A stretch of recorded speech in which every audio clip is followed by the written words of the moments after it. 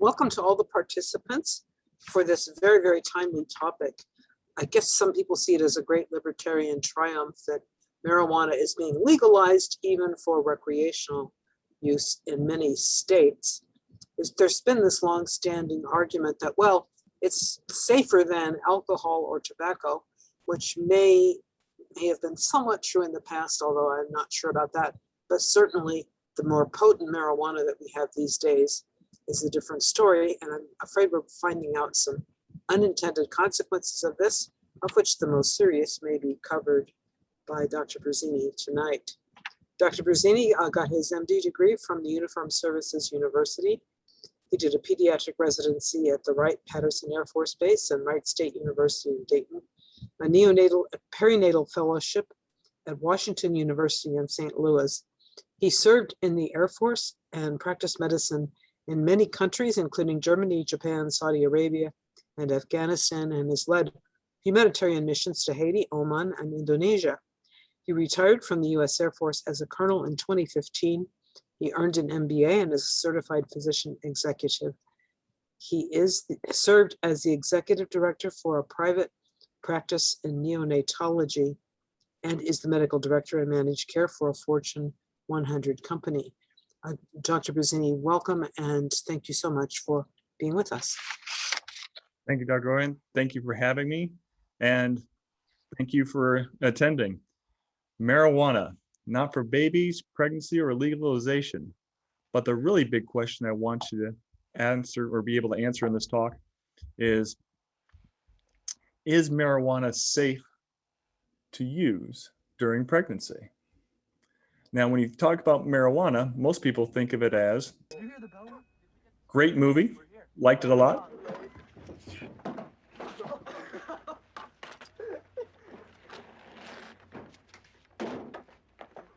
A lot of people think of marijuana just like that. No big deal.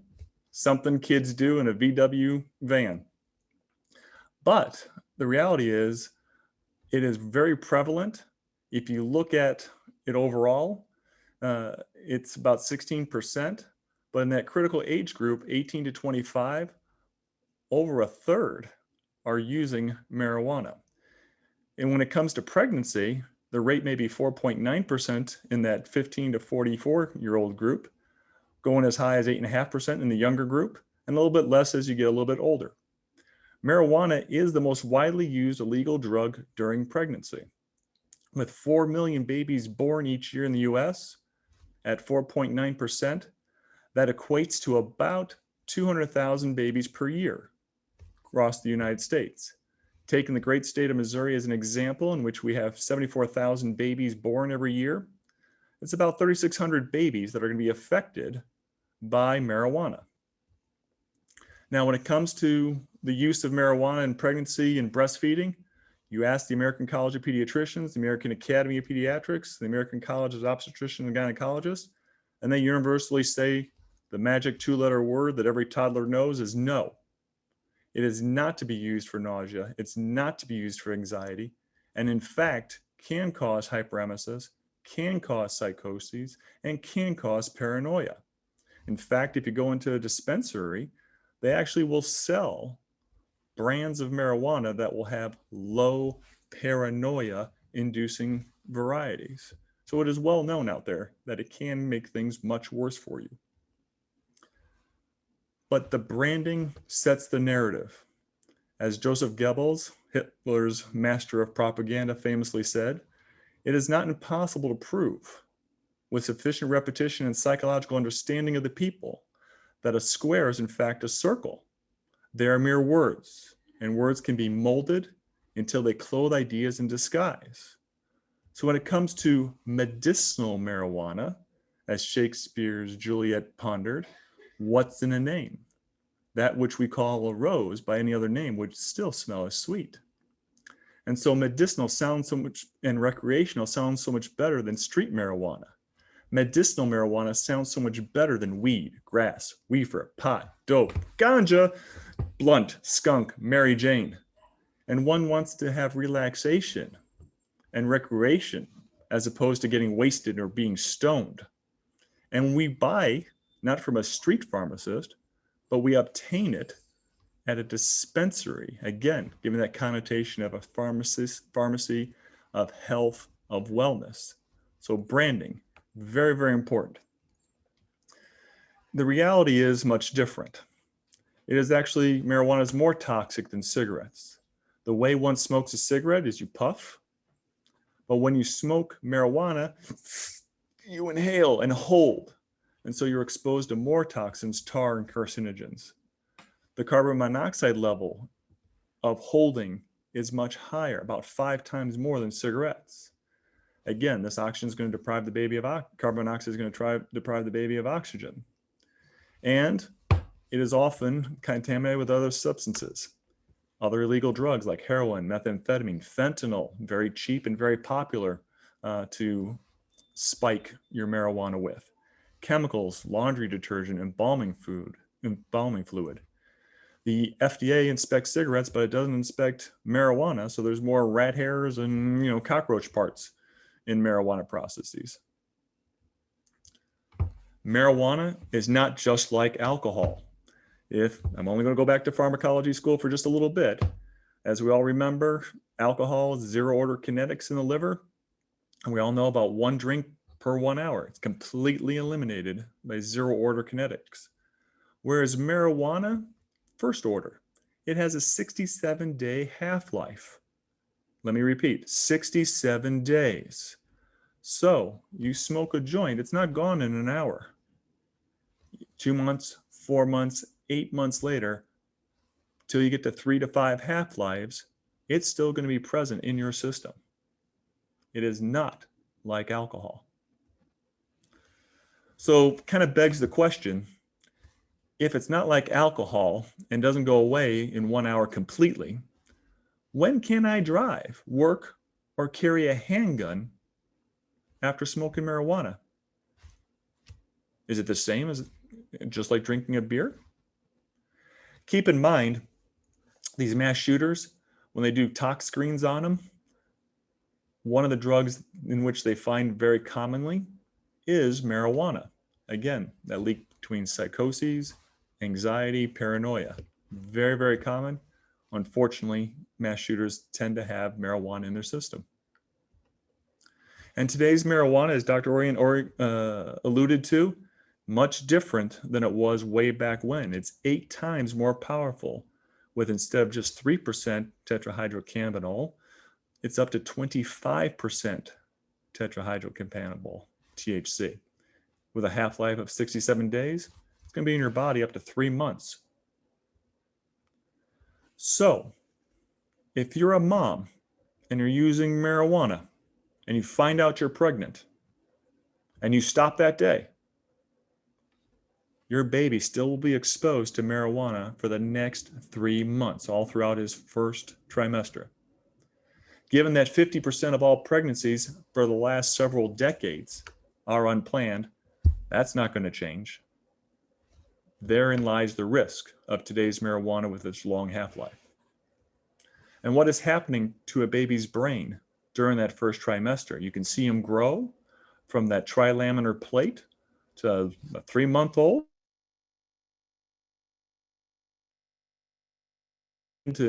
from a tube to beginning to fold. And THC, very lipid soluble, goes straight across the placenta and goes straight to the baby's brain. Loves to bind the prefrontal cortex, the amygdala, the hippocampus, and several other areas where the receptors are. Marijuana is toxic to a pregnancy. It weakens the placental barrier to other drugs. So if smoking, alcohol, cocaine, fentanyl, it increases the resistance of blood flow through the placenta, again, depriving the baby of food, oxygen, and increases the risk of low birth weight, preterm delivery, and ending up in my NICU, needing intensive care. How do we know this?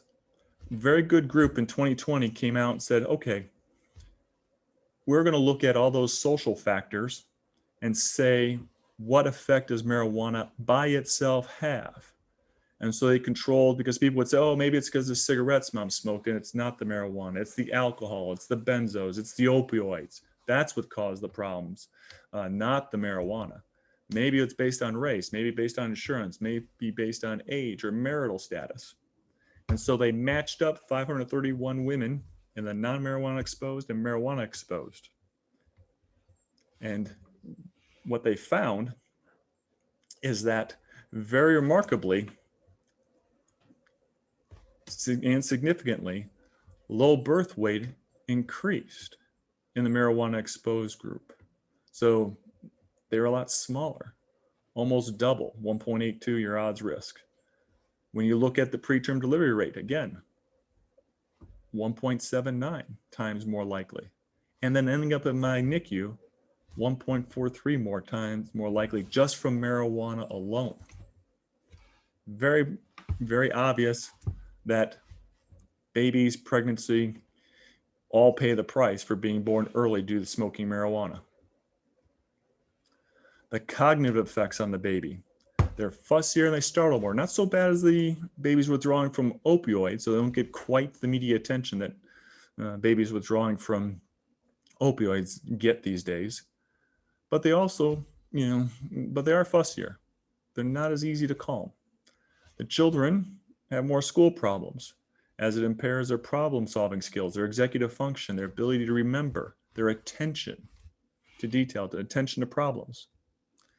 And as teenagers, they're more likely to use illegal drugs, they have impaired thinking, and they have impaired impulse control.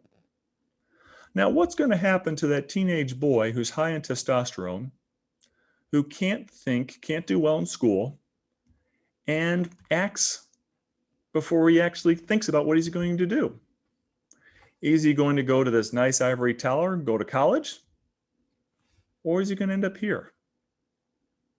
What are going to be the odds if his mom smoked marijuana that he's going to end up at the ivory tower or the big house? There's an economic cost of prematurity, being born early. You spend a day in my NICU, it's going to cost you $5,000 to $15,000 per day. So if you get born at 24 weeks, you're going to stay about 6 months, about 180 days. It's going to cost anywhere from $900,000 to $2.7 million just for that one baby.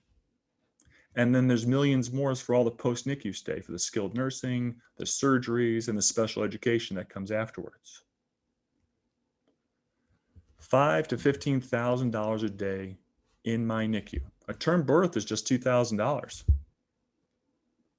So when you look at 200,000 babies each year in the United States affected by marijuana, a given state is 3,600, like Missouri.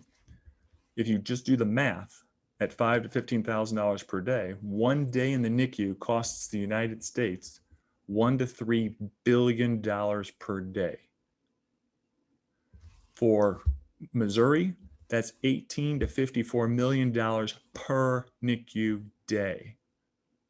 Very expensive.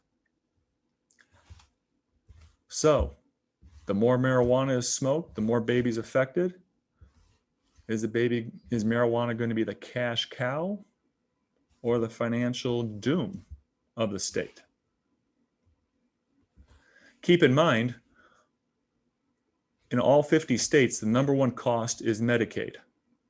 It is the single number one cost, representing anywhere from 14 to 38% of the annual budget. And this is before Medicaid expansion. Give you some examples. Indiana, 1 out of 5 tax dollars, or 20% of their state budget goes to Medicaid. Doesn't go to disaster, doesn't go to police, doesn't go to roads, bridges, sewers, water. 20% goes to Medicaid. Illinois, 25%, almost 1 out of 4 tax dollars. Missouri kind of leads the pack, where almost 40% of the entire state budget, taxes collected, goes to Medicaid.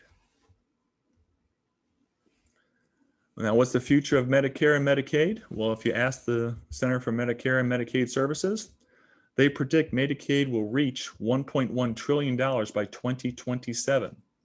Medicare expected to reach $6 trillion by 2027. Given that the federal budget for 2020 was $4.79 trillion, you don't have to take calculus to figure out that we're a little short based on these projections, something will change, either by default, can't pay your bills, or by design, you decide how to better a better system. Switching gears now, we'll talk about the Federal Controlled Substance Act and its effect on marijuana. It comes from the DEA, and it classifies marijuana as Schedule 1, meaning no accepted medical use, high abuse potential, and marijuana runs, according to the Federal Controlled Substance Act, the same as heroin and ecstasy. This act was done during the Nixon administration in 1971, and it is still holds marijuana illegal by the federal government in all 50 states. According to CAPTA, any baby exposed to marijuana is subject to the same reporting as any other illegal substances like heroin, methamphetamine, whatever. Now, I'll bring in some of the legislative process and executive process and how things are supposed to go with respect to medical marijuana. If you want to change the law, the federal law, you can do it through a legislative in blue or in orange, an executive way. Legislator comes up, say, okay, we passed this Controlled Substance Act, let's amend it. Okay. The executive branch can do it either by initiation of the Attorney General, Health and Human Services Secretary, or any individual group can then task the Attorney General to then ask the HHS to make recommendations, either not controlled, change the schedule, and then craft new rules to enforce. That's how it's supposed to do. And over time, people that want to exploit medical marijuanas have been trying to get the federal government to change their laws, and those that are trying to protect have also advocated and tried to influence the legislative process regarding the Controlled Substance Act.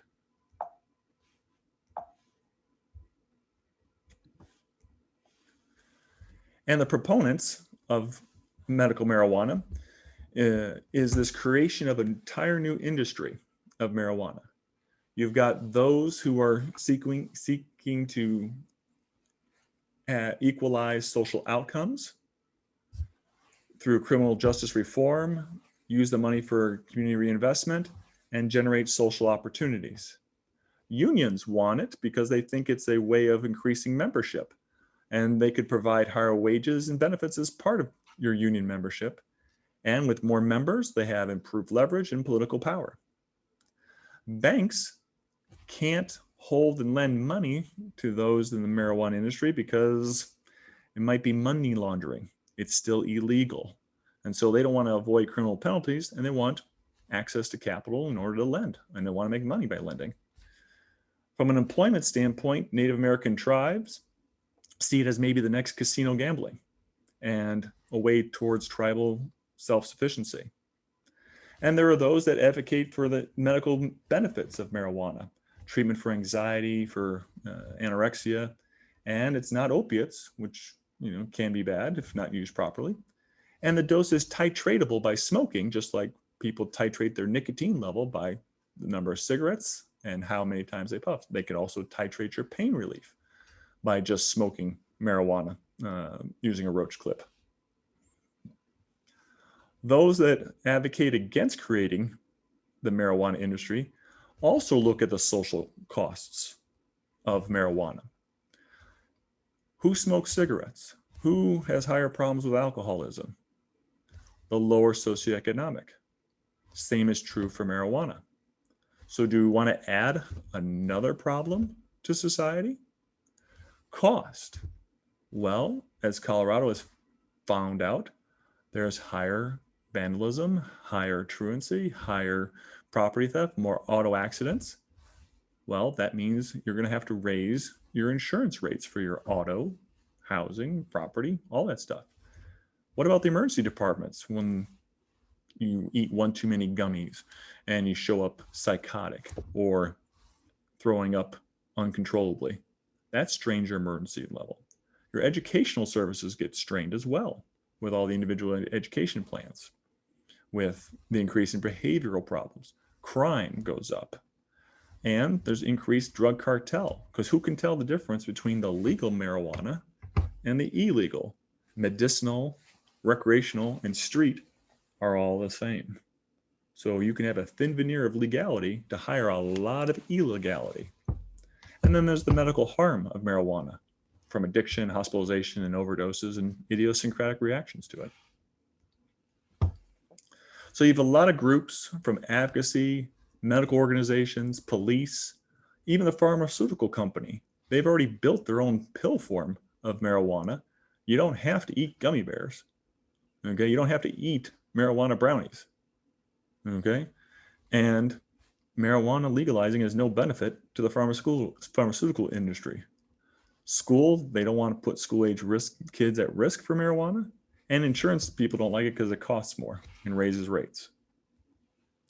Here are all the different organizations that have universally said, no, we don't think medical marijuana is appropriate. So that makes you ask this question, how did it come about? Well, we have a video of it. Here is Director Ogden.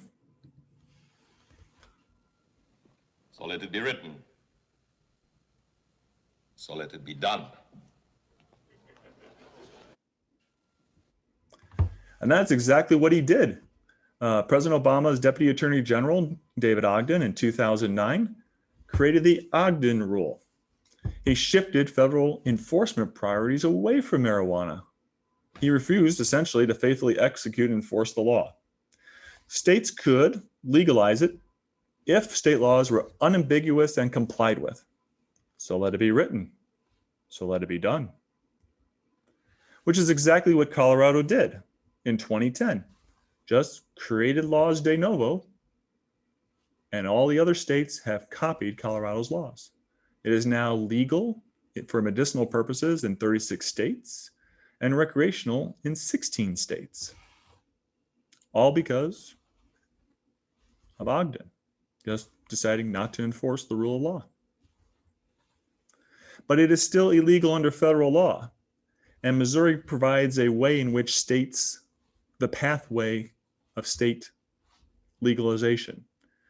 First, it starts with decriminalization, from possession, to a simple misdemeanor. Signals that if you get caught, no big deal. Then you drop it from a misdemeanor to just a civil offense, less than most parking tickets. And then you create an amendment for 20 diagnoses such that there's a website that you can go to, and for $200, you can get your medical marijuana license in about 5 minutes flat. And I've never known them to turn down anyone. So from medical marijuana, the next step, of course, is recreational. And so now Citizens Group is approaching signatures to again legalize marijuana for recreational. What is very interesting is that marijuana's, the contraindications on these state laws for the use of medical marijuana, there's none. Where's the warning label? On cigarettes, we got these great warning labels now. Pretty obvious that smoking cigarettes is bad. But have you seen any warning labels of marijuana in pregnancy? No. We are almost repeating what we did with cigarettes, where you had doctors advocating for the health benefits of smoking. Menthols were prescribed for people with asthma to help open up the lungs. Here's where we have for pregnancy. Can you imagine these ads appearing now? But are we just there with marijuana? When's the last time you saw an ad like this? And matters less with respect to marijuana. So what to do to protect our mothers and their babies from the ill effects of marijuana? It's kind of a three-pronged approach. There's an education part, an e-legalization part, and a compassionate use legislation part. From an education part, you got to start with warning labels. We got them for cigarettes. Why not on marijuana? We also have to get the word out. Public service announcements that, hey, weed is really bad for pregnancy, really bad for your baby. And it is not to treat hyperemesis gravidarum. It's not for vomiting in pregnancy. It's not to treat any anxiety in pregnancy. It's not for any of that. That needs to become as understood as tobacco and alcohol is understood, that it's not good for babies. And we do have to go back to illegalization. Federal and state law must be congruent. It's an unambiguous message that it is illegal and unhealthy. When you make something legal, vulnerable populations interpret that as, well, if it's not illegal, then it must be healthy. They wouldn't let it be legal if it weren't healthy, and would decrease the social and economic costs of illegal marijuana and all the bad stuff that comes along with even legal marijuana. Given that 50% of pregnancies are unplanned, the long half-life makes it extremely important that mothers of childbearing age know that marijuana will be around to affect their baby and to avoid it. We also need to increase the use of compassionate use legislation for marijuana. FDA has had expanded access for medications that aren't FDA approved since the 1970s. In 2018, President Trump signed the Right to Try Act that further gave patients access to medicines and therapies that aren't approved. It's like, you have the right to try something even while it's in trial, with the understanding that maybe at increased risk for bad side effects that they don't know yet. And so using marijuana for compassionate use requires that you get FDA off the Schedule I, prohibiting all medical usages and trials. Using expanded access or right to try allows those people who think it can help them with their cancer pain, with their anorexia, sure. This also gives our pharmaceutical companies time to do the research and development and the FDA approval to occur so that it can be perfected and given by pill, by IV versus a roach clip. So I ask in the beginning, is it safe to use marijuana? Probably not. And just as a summary of kind of where we're at, from a problem standpoint, marijuana harms pregnancy. You're going to get born early with all the problems of prematurity. You're not going to grow well, and you're being born early is very bad for you. Marijuana is toxic to the baby's developing brain. It does relieve pain and improve appetite for some, but the harm outweighs the public benefit. There can't be a legal conflict between federal law and 36 states' laws. They have to be congruent. We currently don't have any compassionate use for marijuana. We're using state legalization for that. And unlike cigarettes, there are no warning labels on marijuana usage. There's no pregnancy contraindications in any of the state laws that were passed legalizing it for medicinal purposes. And then the public mood. You're going to have the industry, states, legislatures who think they're going to profit off it, banks who want to make loans, Indian tribes, unions, all seeing money in it. You got your medical organizations like the American College of Obstetricians and Gynecologists, like the American College of Pediatricians, schools, health insurance, they're against it. The public must be aware of the harmful effects of marijuana in pregnancy and babies.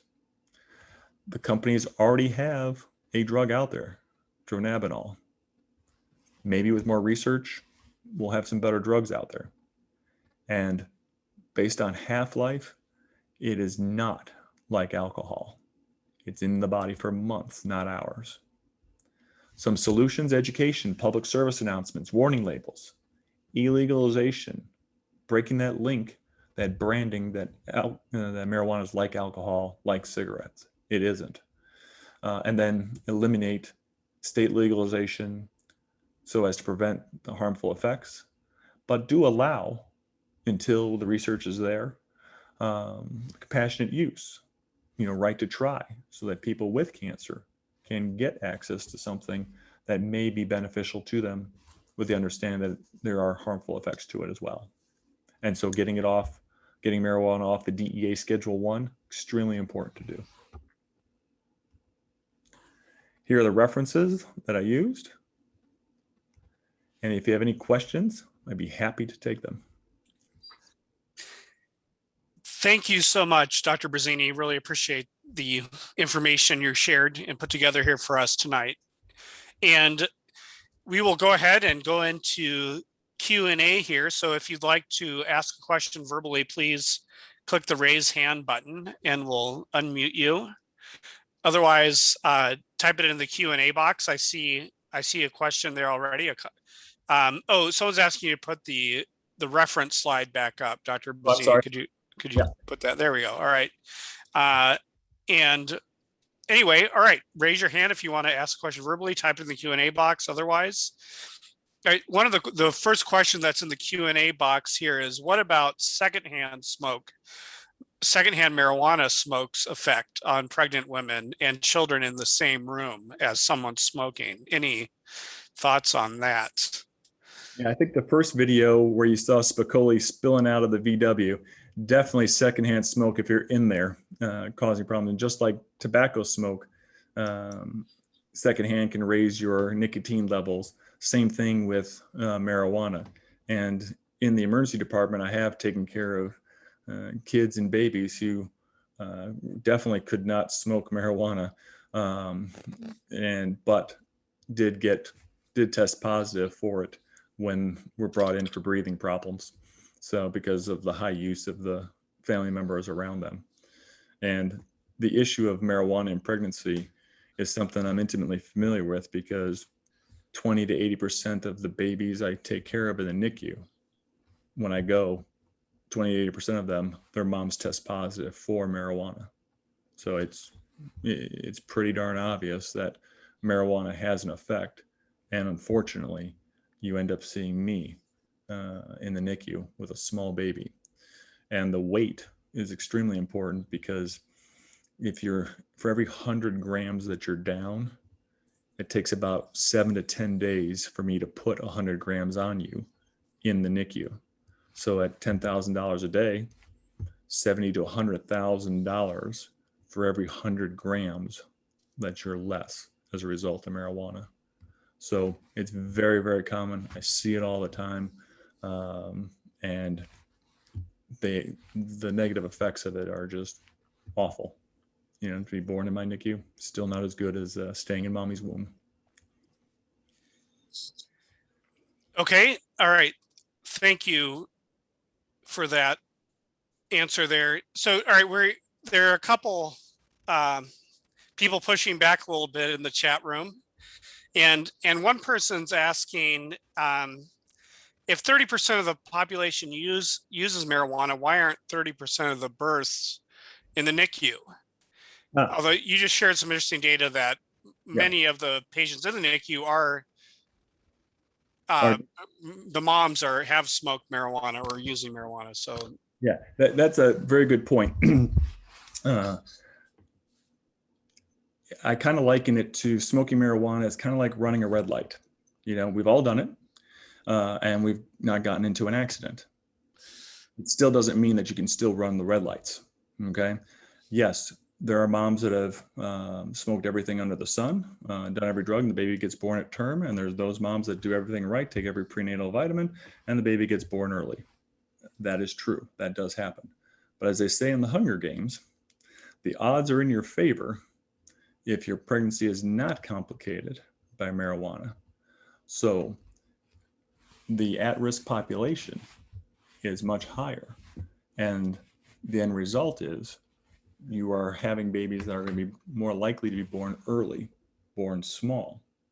And even if they do get born to term, the fact that THC crosses the placenta and hangs out in the baby's brain for 3 months, even if mom stops smoking marijuana or only has one during pregnancy, that effect on the baby's brain, maybe, again, not always 100%, but the odds are not in his favor from a development standpoint, attention standpoint, impulse control, and from a cognitive standpoint.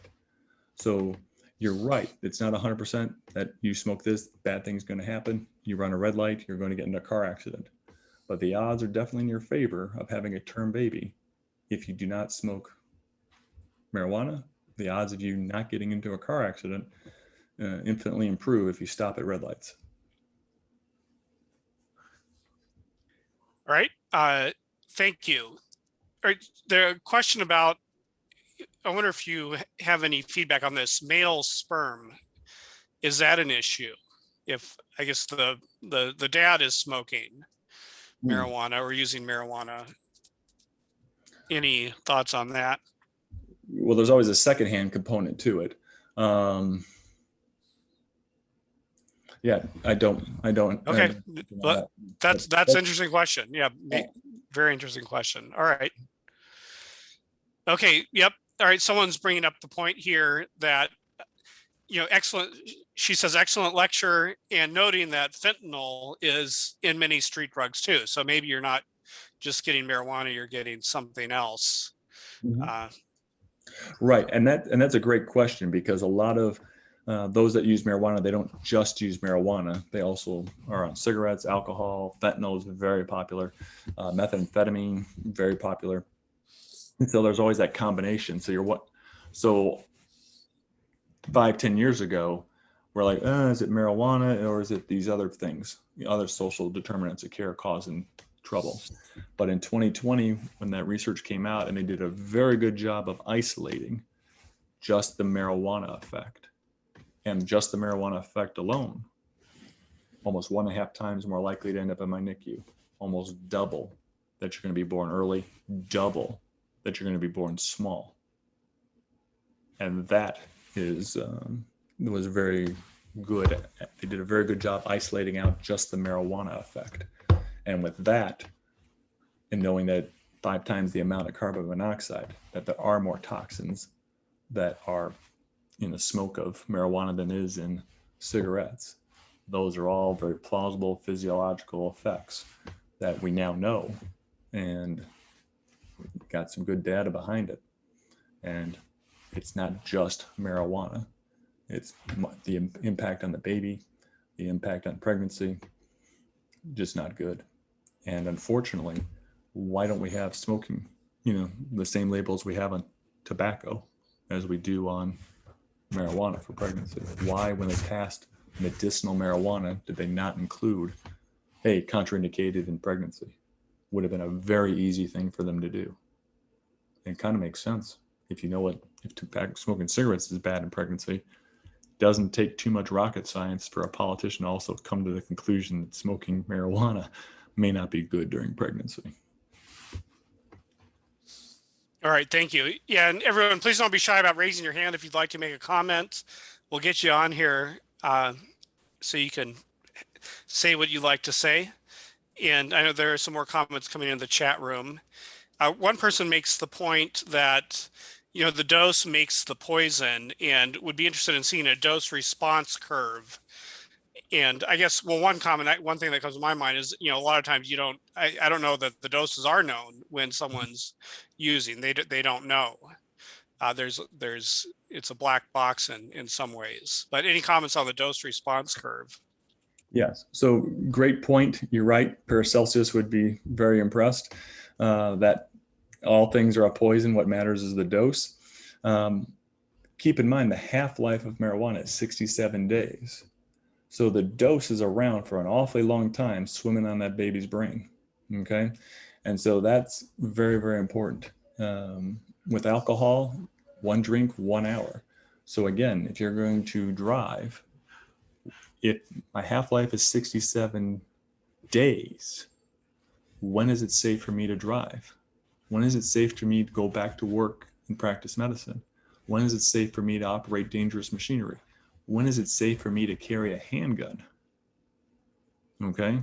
If it's not a good idea for me to have 2 beers and walk around with a handgun or drive, then if I still have the same level of marijuana 24 hours later, 48 hours later, I know my alcohol level's gone down by then, completely out of my system, but my marijuana level hasn't. It's still up there. When is it safe? And that is the physiological difference, pharmacological difference. Zero order versus first order kinetics doesn't change. And so one has to factor that into the legalization process. When it comes to the treatment process, there are inflammatory as well as anti-inflammatory cannabinoids. And so when you smoke, you kind of get a mixture. Tetrahydrocannabinol is the kind of the biggest one, but there are a bunch of others, different sizes, different amounts, different effects. Some are more pro-inflammatory, most are, anti-inflammatory. So wouldn't it be neat if our pharmaceutical colleagues would isolate those and get you better therapies so that they could give it to you in a pill, give you the dose, as Paracelsus would say, the better dose of what you're supposed to have to help treat that anorexia, to help treat the anxiety, to help treat any pain. That would be a lot better than trying to take a mixed bag, titrating through a roach clip. That's what I look forward to. Right. Thank you. Dr. Orient has her hand raised. Dr. Orient, would you please join the conversation here? What would you like to say? I would like to know about statistics on automobile fatalities. Just people we know in Oregon, where it has been legalized for some time now, are saying that there are just far more auto crashes. Their streets are much more dangerous than they were before. But that's just a report from some people who live there. Are there any statistics on what happens to the automobile accident rate or fatality rates? Yeah, I alluded to this is the insurance rates. I love insurance companies because they pay a lot of attention to what the automobile accident rate is, because they have, very smart people that know how to amortize this stuff and figure it out. And when you look at what the rates people are now paying for auto, home, etc. insurance, it's a pool of risk. And if the risk goes up, and the only factor that changed was legalization during that time frame, there wasn't some big population shift, if that's all that's changed, it gives you a pretty good idea, the impact in real time. And the rates have gone up. People say gone up nearly a double, what they used to pay for their car insurance. And that is probably the best personal statistic and most accurate, because otherwise the insurance companies would, through competition, keep their rates down, but they have to go up. They all go up. That's been the result of legalization. There's a few questions about outreach to legislators. If you've had much contact with legislators, either at the state or federal levels on this topic. Yeah, been very fortunate to have some good state legislators, and some that aren't. They all listen. I think the most effective argument that they don't know is the half-life. And once you explain that to them, and you explain to them the effects of babies, that makes the most sense to them. And they say, you're right. It doesn't make sense that we have labels on cigarettes, but we don't have labels on marijuana. And when you talk to them about how expensive a NICU care is, because they get, like anybody gets flashed money in their face. Look, if you tax this, you can get the sales tax on it. You'll bring in, $100 million or, $50 billion. Well, NICU babies at, 3 million a pop, and you've got 3,600 of them. You just that alone, the NICU population has canceled any sort of tax revenue that you could possibly imagine from it. Now you do have so the money part is very hard to overcome, but you try and overcome it with ignorance. There's a libertarian part that, hey, I can do whatever I want as long as it doesn't, as long as it's just my body, I can do whatever I want. And that's very hard. That mindset will never, they'll say it's just an individual effect. And, but when it starts affecting the baby, that's where you kind of cross that line. But that's the other argument that one will get from a libertarian standpoint as to why not to do it. But you're not allowed to do harmful things like fentanyl and other harmful things. It's not as strong an argument for the use of marijuana, given the context of its harm not only to the individual, but to society and to others. All right, thank you. So piggybacking on that a little bit, there's a question.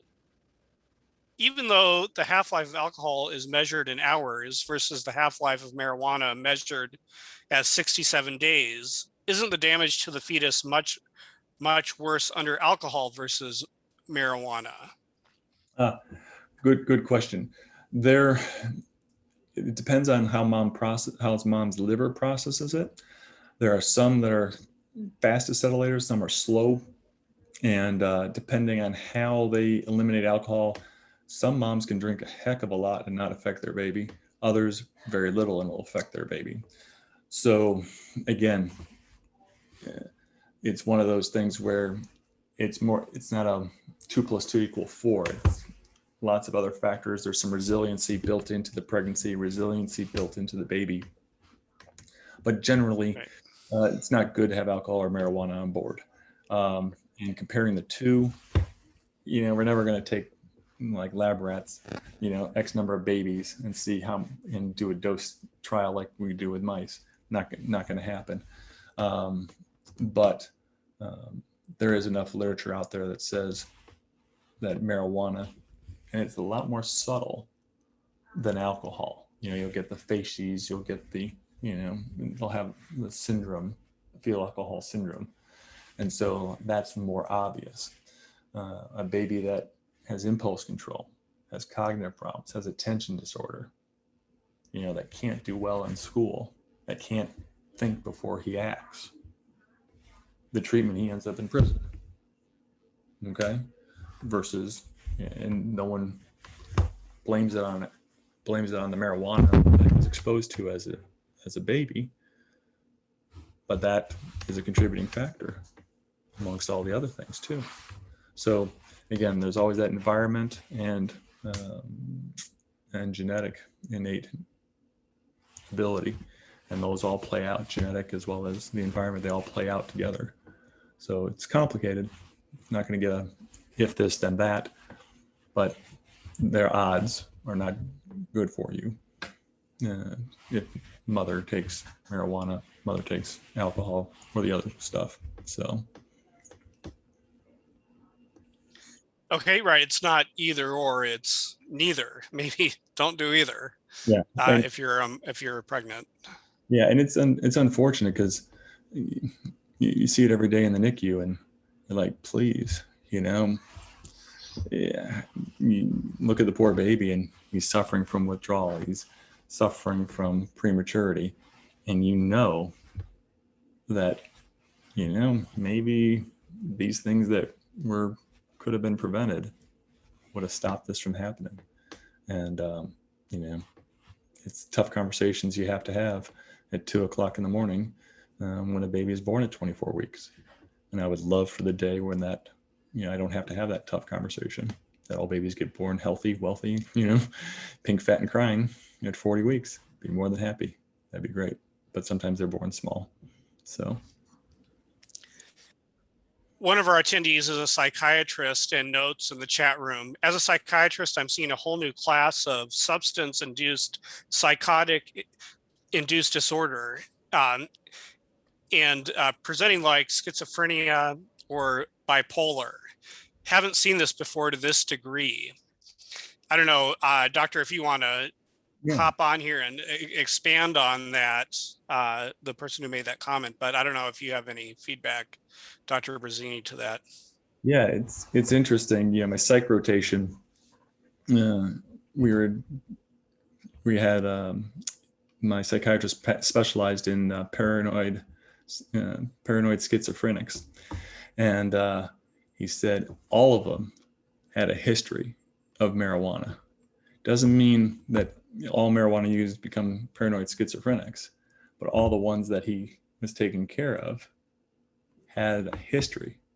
And so you wonder, there's probably a genetic predisposition that more marijuana use through recreational, more through medicinal purposes, will then expose that genetic predisposition. Similarly, populations that never had known alcohol, when they were exposed to alcohol, then created a big alcohol dependency problem in that population that had previously never had it before because they just didn't have alcohol.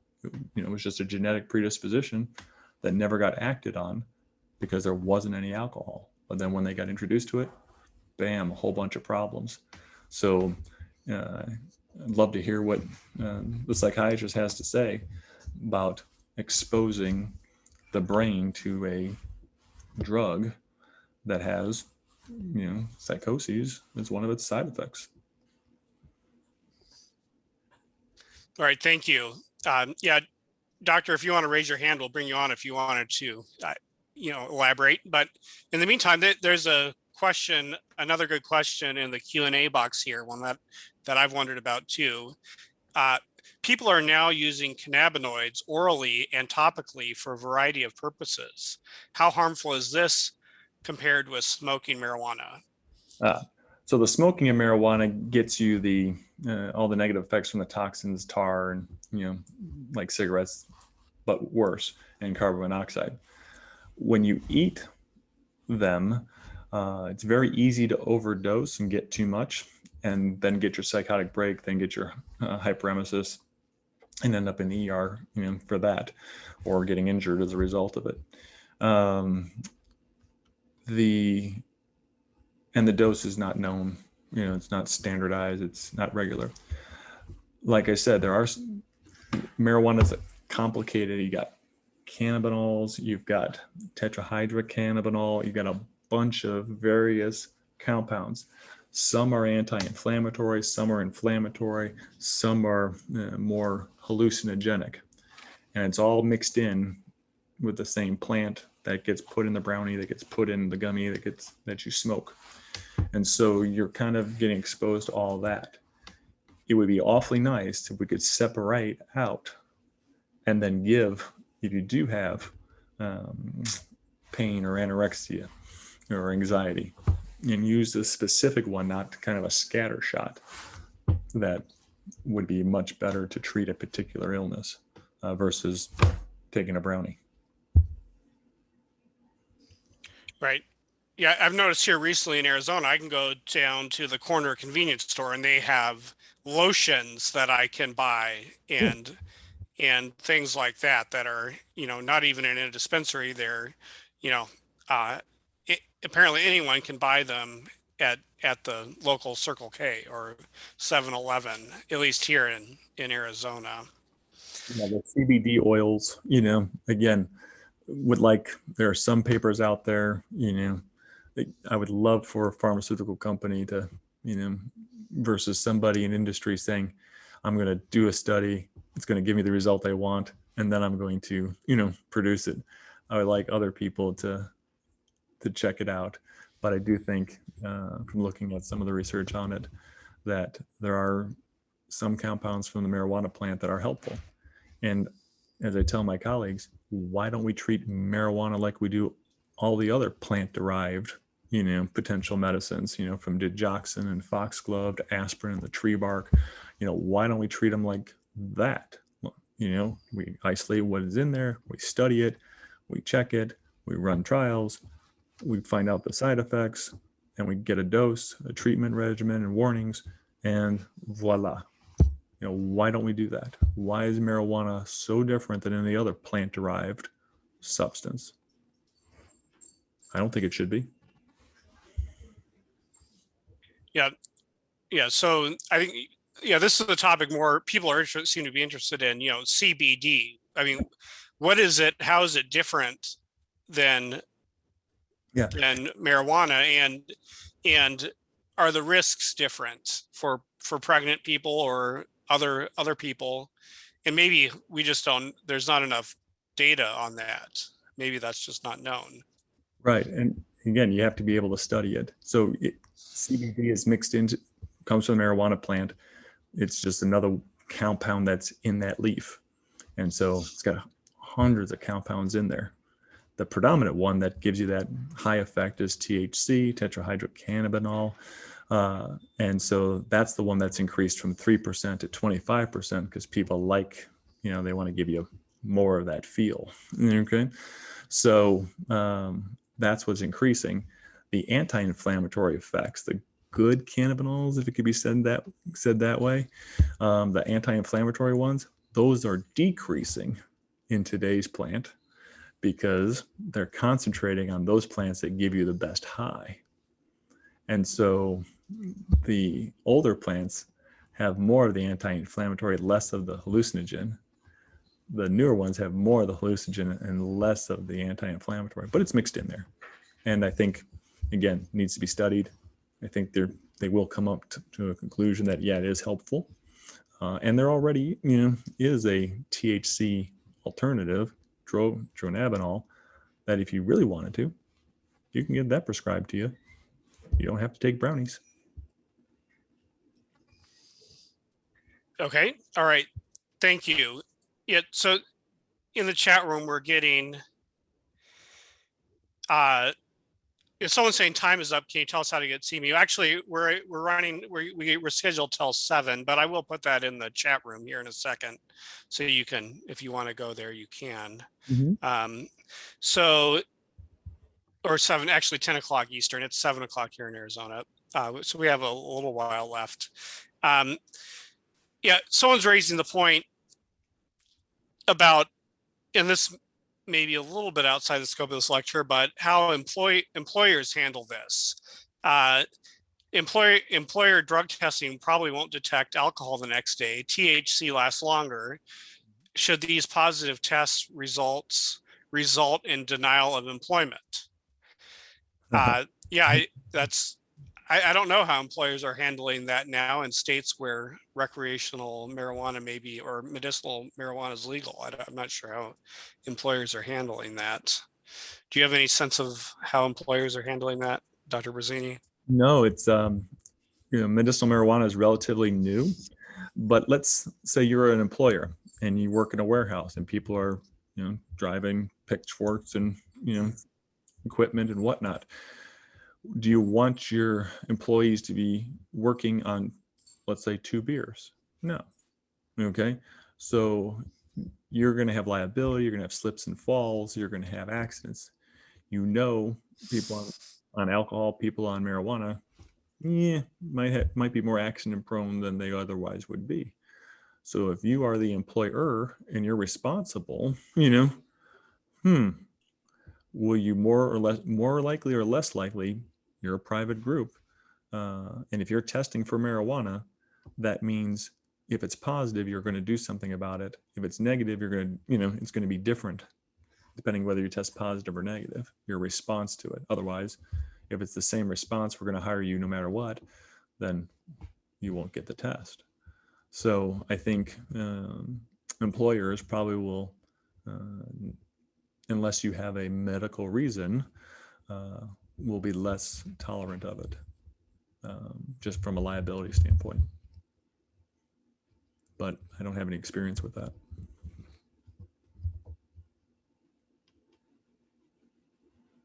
Does anybody else?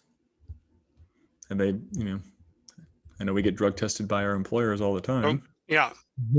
Yeah, no, thank you. I mean, it's right. Interesting to see. It'll be interesting to see how those types of policies develop. Mm-hmm. And okay. And so that is maybe ties into another question we have here. And you touched on this in the lecture to some degree, but so the questioner is asking, how do you propose solving this short of incarcerating all females of childbearing age? Well, I don't think that's what you're suggesting. And right, not everything can be solved with new laws either. But any other, Yeah, I think never underestimate a mom who's motivated to take care of her baby. Never get in mama bear's way.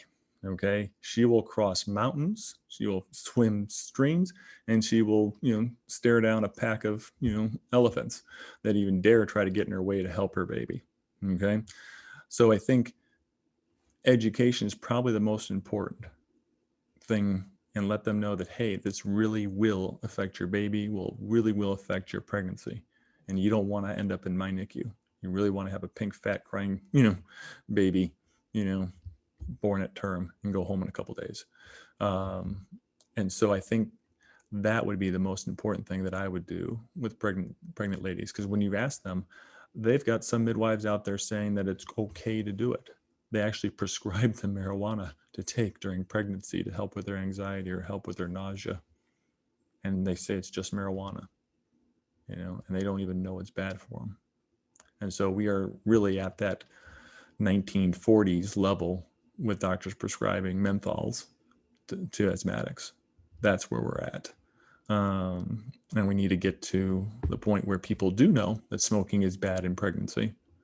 But do people still do it? Yeah, they still do, but it's different knowing that it is bad and still doing it versus not knowing or being the confusion of what is legal and what is unhealthy versus compassionate use.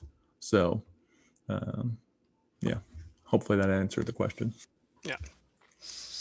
Yeah. Thank you. Thank you. Also, I think it's interesting that, right, there's a lot of people making the case, oh, well, all right, it's trampling on my freedom to not let me use marijuana. But at the same time, some of these same people have no problem with the fact that the government's stopping us from sending our kids to school, lately, and stopping us from going to the movies, stopping us from going to work even lately. But in the meantime, I can, I can't go to, a lot of my other freedoms have been restricted, but I'm still able to go walk 3 blocks down the street to the marijuana dispensary and get marijuana, So it's interesting how our sense of freedom is warped in some cases, at least in some people's minds, that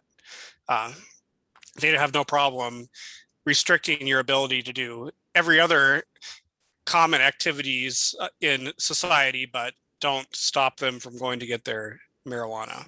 Alexis de Tocqueville probably said it best. There's nothing more wonderful than freedom, but there is nothing harder to learn than the art of being free. Think about it. Nothing more wonderful than freedom, but there's nothing harder to learn than the art of being free. Because is freedom free from worry? Is it free from want? Is it free to do whatever you want to do? What is freedom? And that is a question one has.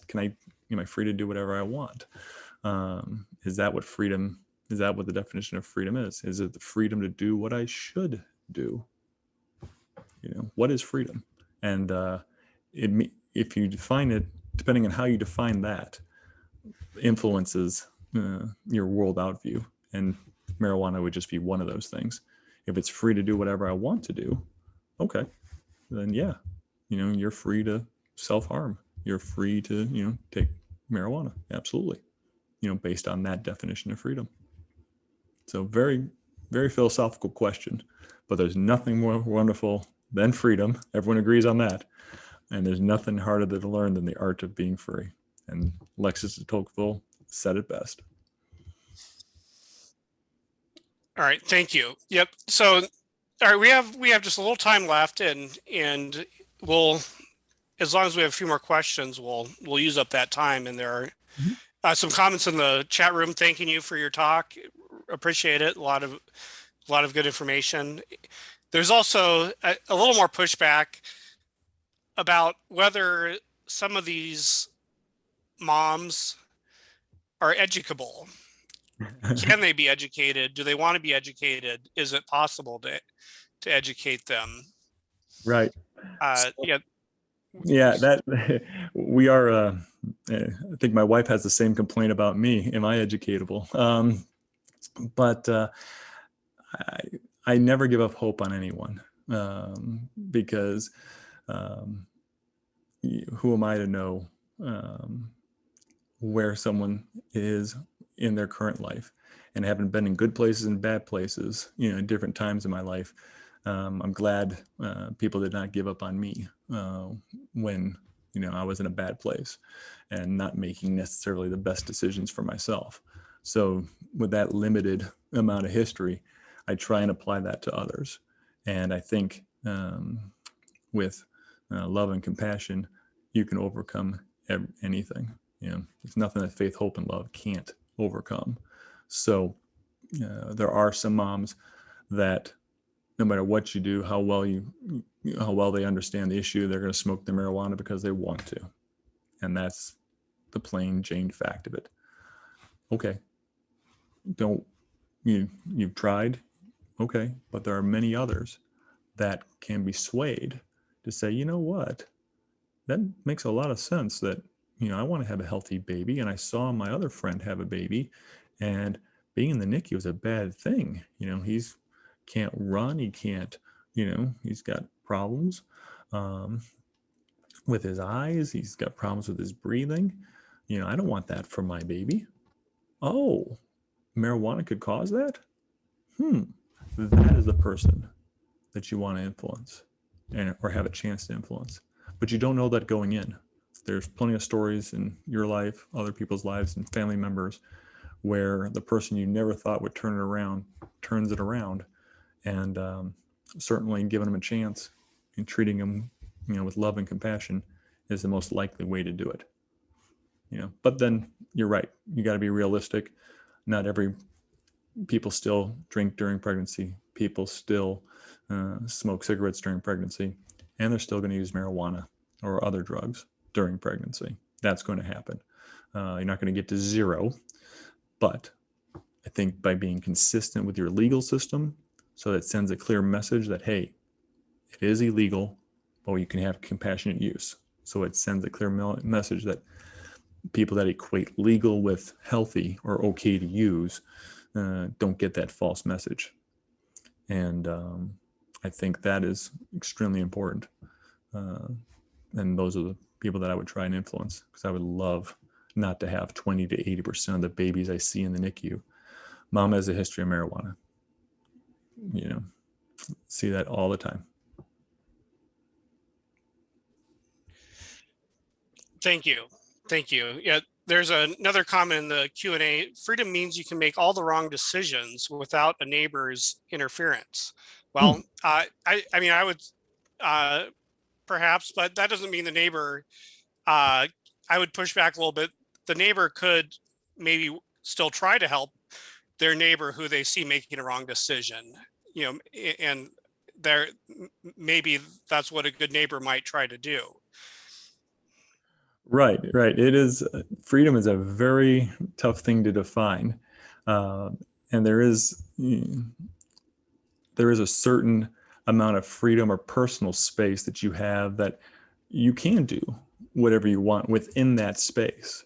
And what that is, very much individually definable, but also dependent on what you're supposed to do with the talent you've been given. We all have different talents. We all have different things we need to do.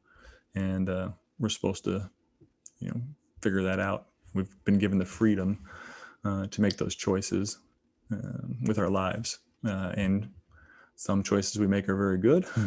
Some are not so good.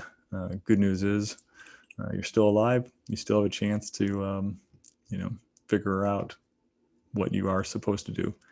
And quite frankly, I'm still trying to figure it out. So, but I'm getting better, definitely better than I was when I was 21. So thank goodness. Right. Thank you.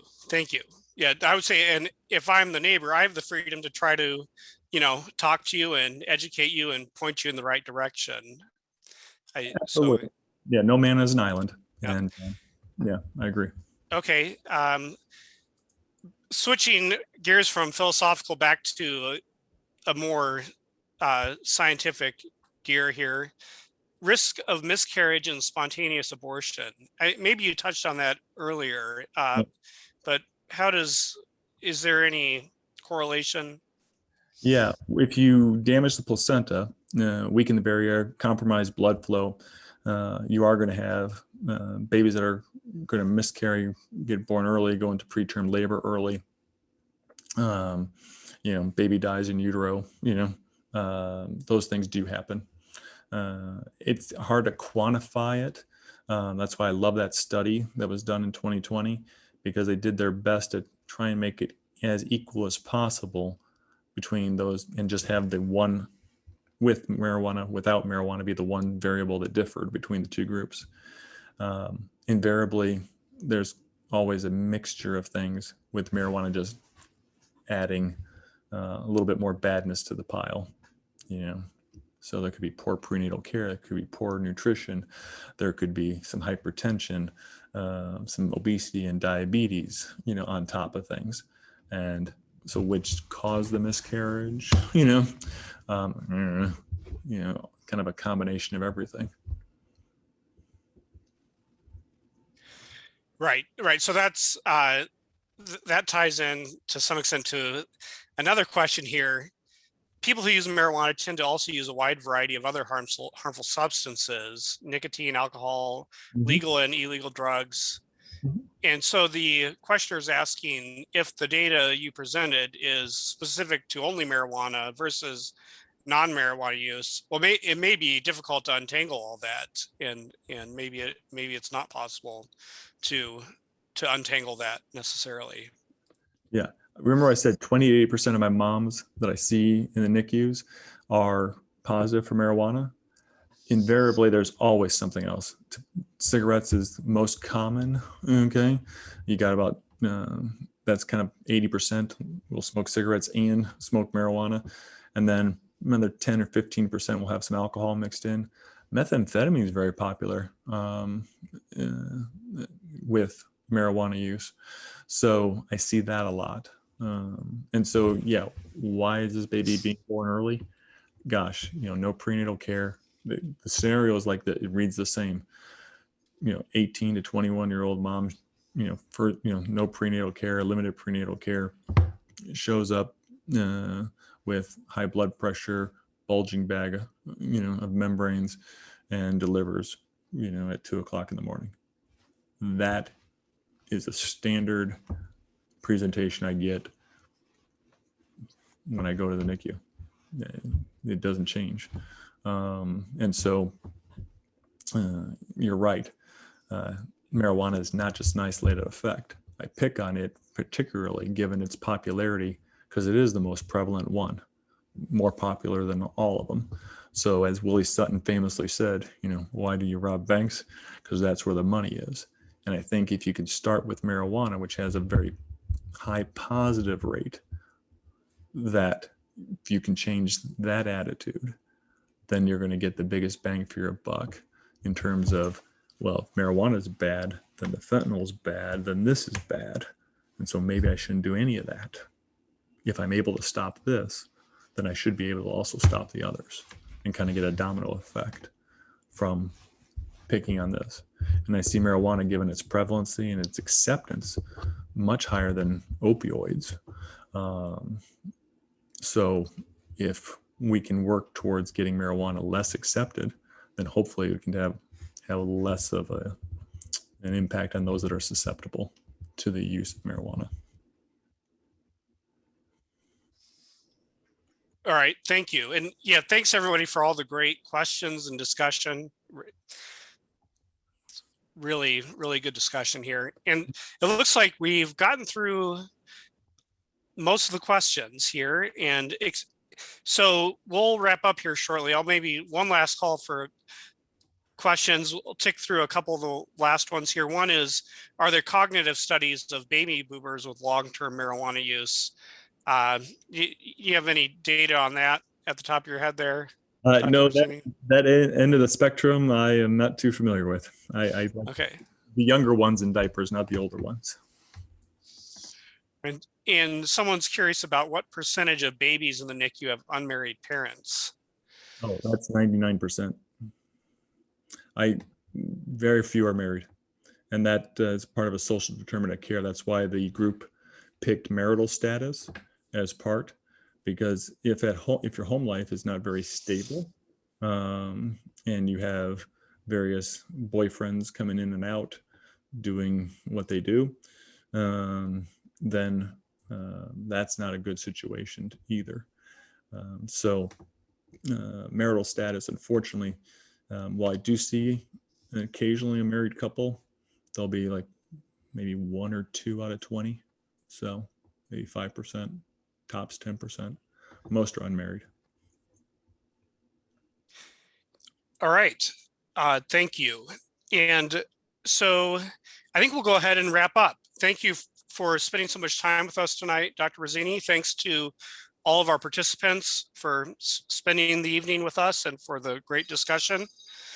Jeremy, yes, yeah, sure. The real one goal, hey, lesson, talk to your politician, talk to your neighbors, because a lot of them just don't know that marijuana is not like cigarettes. It's more toxic, not like alcohol, hangs around for 67 days. And when you talk to your representative, it doesn't matter what political party they're on. You're just informing them of the facts. And if you can get that passed, then you've done something.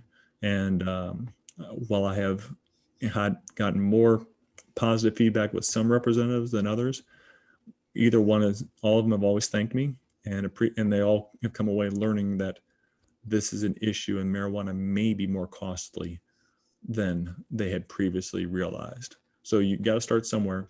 There are going to be proponents that are diehards for it, that you're never going to change their mind. That's their favorite color, and that's the way it's going to be.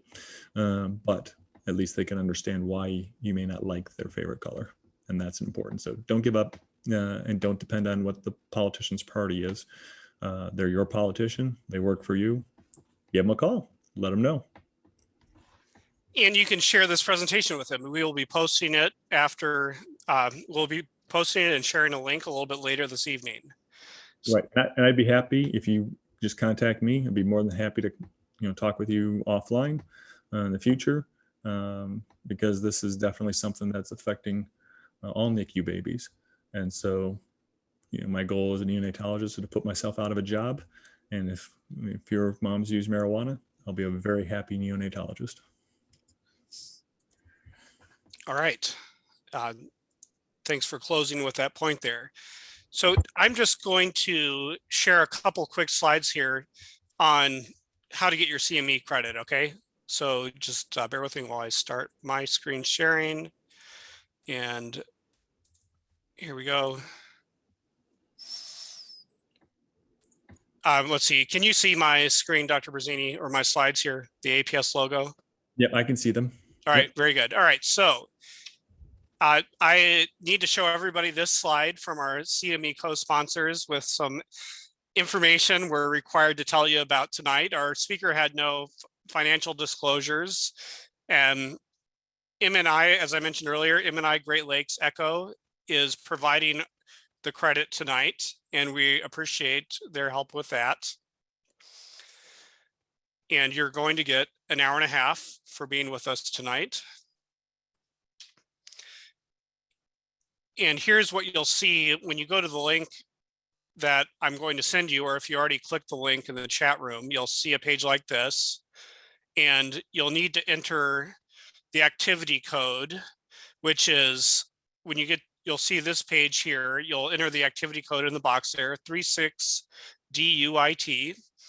And once you click that, you'll see this page here where you'll complete a short course evaluation, at which point you'll be able to get your certificate. And you'll see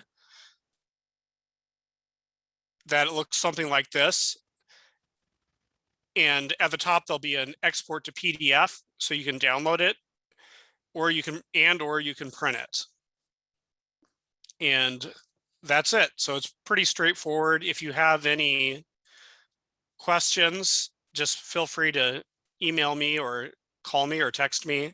And I'll be sending this the link out by email here too, so you'll be getting it by email. And if you don't get an email, sometimes it seems our post of an email sometimes are more likely than other emails to get caught in spam filters. I'm not sure why that is, but if you don't get the email, just please let me know and we'll make sure we get you the information you need. And that's it. So again, thanks for being with us tonight. Thank you, Dr. Berzini. Thank you, participants. Thanks, Dr. Orient, for co-hosting tonight. And we hope we'll see you at our annual meeting in Pittsburgh, either in person or online, and stay tuned for more information about that as we get a little closer. All right, so from all of us at APS, good night and see you later. Have a good rest of your week. Goodbye.